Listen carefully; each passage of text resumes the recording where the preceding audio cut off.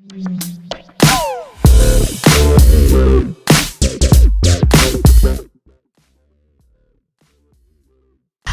достар, бүгінгі күні Жас Атырау KZ порталы сіздермен бірге доллардың күрт өсуіне байланысты Атырау тұрғындарының не ойлайтынын білетін болады. Ендеше бізбен бірге болыңыздар. Девальвация дегеніміз жалпы банк айналымында қаражаттардың тұрақтылығын өзгерту. Девальвация дегеніміз не? Девальвация — это когда курс меняется доллара и как бы этот. Ақшаның теңгенің құнсыздануы.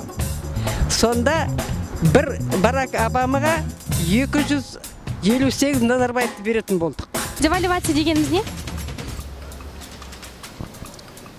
Блин. Это по нашим понятиям, это падение цены, повышение цены долларов. Это вот то, что сейчас у нас курс совсем вырос.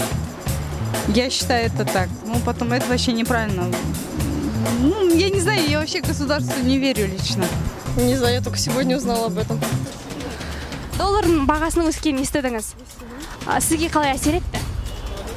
Енді соқтығы, потому что товар, допустим, хоть даже кассовый аппарат алынсақ, бағасы қазір 77 мың еді, и так это не по карману, қазір оның үстіне 100 мың үстіне шығып кетеді деп отыр.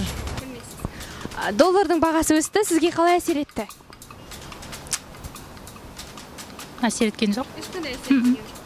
Жалпы өзіңіз теңгені долларға ауыстырып үлгердіңіз бе? Жоқ. Доллардың бағасы өскенін білеміз? Сізге қаншалықты әсер етті? Доллардың бағасы өскені күнделікті тұрмыс тіршілікке көптеген әсерін тигізіп жатыр.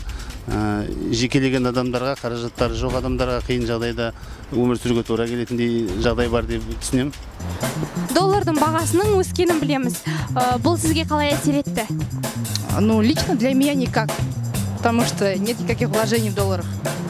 Ну, наверное, для кого-то есть это самое.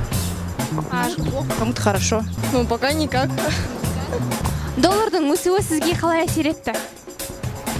Он не только мне, это biznes экономика, прямо сейчас все будет теперь дорожать. И так-то у людей там берут среднюю зарплату, то, например, я не сказал, что 100 тысяч получает наши атыраусцы, меньше получает. И вообще, если доллар вырос, я не знаю, как дальше люди будут простые жить. Доллардың өсуі сізге қалай әсер етіп жатыр? Біздің экономикаға ол 0. Қайыршылық, халық қазір қайыршы, одан сайын қайыршы болады. Ал бастықтарға бәрібір ол. Біздер шетелден долларға сатып аламыз дейді.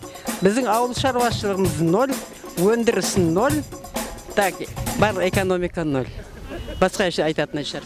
Бұл сізге қалай әсер етіп жатыр? Әрине, бұл біз Қазақстан үшін өте тиімсіз, себебі теңге құлдырап, ақша құнсызданады. Яғни теңгенің жойып кетілу қаупі бар. Өзіңіз теңгені долларға ауыстырып үлгердіңіз бе? Жинағаныңыз бар ма жалпы? Жоқ. Успели ли вы перевести деньги? Нет. Өзіңіз теңгені долларға ауыстырып үлгердіңіз бе? Қайдан үлгерейік, бізге ескертіп айтқан жоқ қой. Жинап жүргеніңіз бар ма? Жинап жүргенінде азымыз ақшаны береді. Оған қуаныштысыз көтергеніне? Товарды сырттан алатын болғасын, в любом случае бізге ыңғайсыз доллардың көтерілгені. Рахмет. Саламатсыз ба?